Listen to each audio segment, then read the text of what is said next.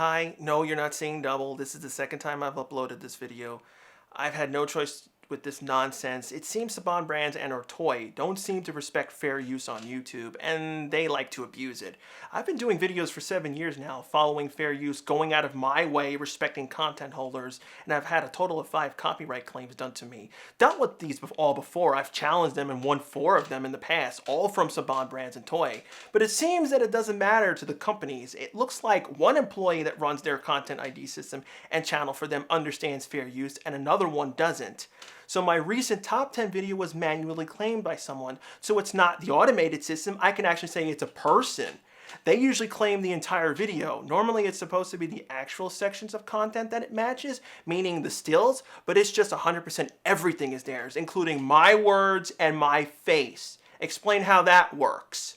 Second, I've had visual and audio claims done on some of them. You guys know me, I've never used the audio from the show, ever. This was manually done. So again, did this person watch the video, or are they just looking at the thumbnail and clicking derpity derp? This is the type of garbage that people can't stand. Reviewing and critiquing a movie or a TV show is fair use. This has been done to tons of YouTubers like Jim Sterling and James Rolfe, especially Team 4-Star and Toy's constant abuse toward their parody work with Dragon Ball Z. But I'm a nobody. No one's gonna care what happens to me, and I'm sick and tired of this crap.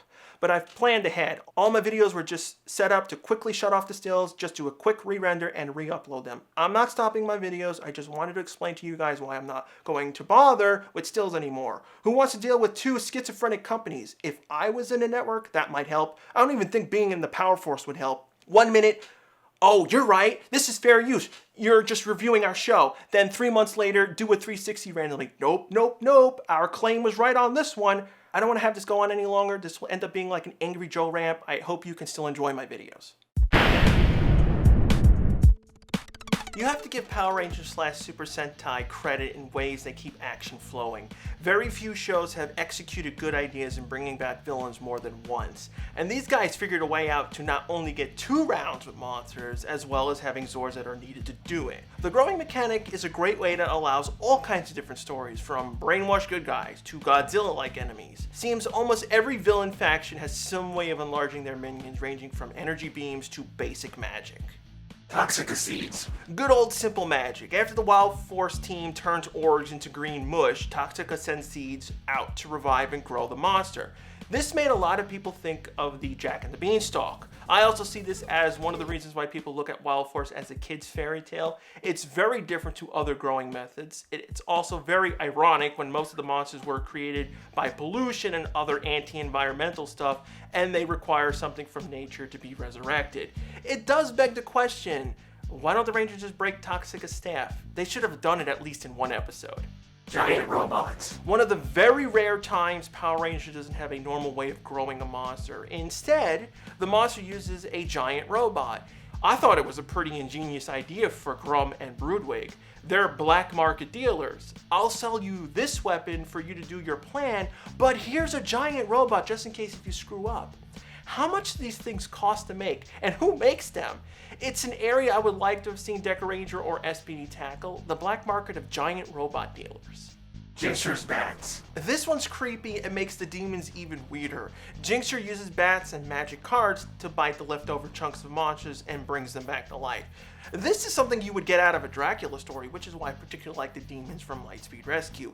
It mixed up all these mythical stories like vampires, ghouls, bats, and werewolves. It kind of makes Lightspeed Rescue one big ugly Halloween series. I hate that Rock ripped this off in Megaforce. Having his bats have a giant eye doesn't change anything. Lothar's Pam. I think this was one of the good jokes on Ninja Storm. Why not have an all-in-one device that can call for monsters, teleport monsters, and enlarge monsters? I thought it was a pretty interesting prop too. I think it would have been a cool toy to be sold by Bandai. It was a bug themed and similar to the Thundermorpher. The way they grow is using the Ancient Ninja Scrolls, which was another clue to Lothor's origins. For some reason I didn't catch that. The best moment was when they worked in a joke to explain why he couldn't grow all the monsters in 1 episode. The Pam didn't have enough memory. I buy that, then it never being brought up at all. Scorpius Elixir. For Lost Galaxy, when the monsters are screwed, they have to drink this green liquid in order to grow. It's fairly simple, but you wonder why the Rangers don't just break the beaker when they're about to do it. This growing methods is one of many ways they do it in Gingaman. Gingaman has multiple factions, each one has different growth methods, which were pretty cool. This version though in LG changed it since the Balban elixir looked more like wine than a chemical. I get a chuckle out of it when we see the monsters drinking since their mouths usually don't actually move and you see them try not to get the suit wet, the cheap nature of Toku rearing its head. Rita's magic wand. Whenever you hear Rita say magic wand, you know the Rangers have to change gears. I would say Rita's staff is one of those things that are iconic to Power Rangers. It's not PR without Zordon, it's not PR without this staff. But I do have to point out how dumb it is. It's a great spectacle. The staff falls down to earth, hits the ground, and opens up the floor to make her monsters grow, even though they just recycled the same set for summoning the Zord, so when I watched the show for the first time, I thought that's what she was doing. I always thought it would just be faster to set a spell to the monsters. That's what she does in Season 3. How does she get back the staff? All the funny nitpicking complaints fans did over the years. I say Rita makes Babu after every battle fetch it, but that's the reason why I like it. It's so kooky and dumb, it's great. Giganto Ray. What happens when you mix Power Rangers and insert celebrity singing voting mechanic? You get the Giganto Ray. Ninja Steel takes place in some galactic fighting TV show that's viewed by billions. These monsters get to pick and choose if they want the monster to come back to life, or just leave the Rangers with some basic substitute if the monster did a crummy job at entertaining them. This allows for weirder Zord fights and last-minute randomness. Plus, the host of the show, Cosmo Royale, is the best thing that came out of Ninja Steel. It's handled in a tongue-in-cheek look towards the PR series, poking fun at the show's tropes in a good taste. Hydro Regenerator. At first you think, why would a mutated dinosaur grow monsters from Rainclouds? It works in the sense of Anton Mercer's personality in Megazord. Anton is a botanist and uses plants to either cure or create stuff, which then Megazord uses in his plans. It's pretty smart.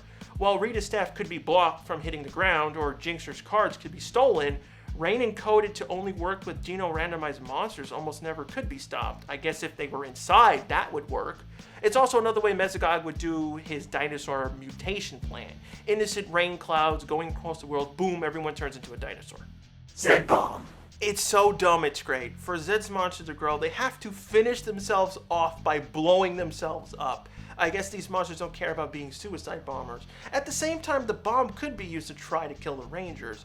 It's a cool way to do it, but why does Zed throw the bomb? Wouldn't it be more easier for the monster to just have it on them, and when they're about to get screwed, boom, the Rangers get thrown off guard? The bomb is also a weird design. It kind of looks like a seed where it's split in the middle and has that light. It'd be a nice addition to the Legacy line along with Rita's staff.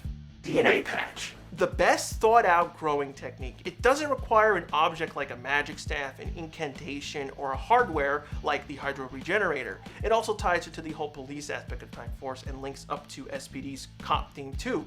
These DNA patches are probably surgically put on aliens in a black market that can be used at any point, willingly or not. It gives the monster the controls. Why do the leaders need to be the ones that push the button all the time?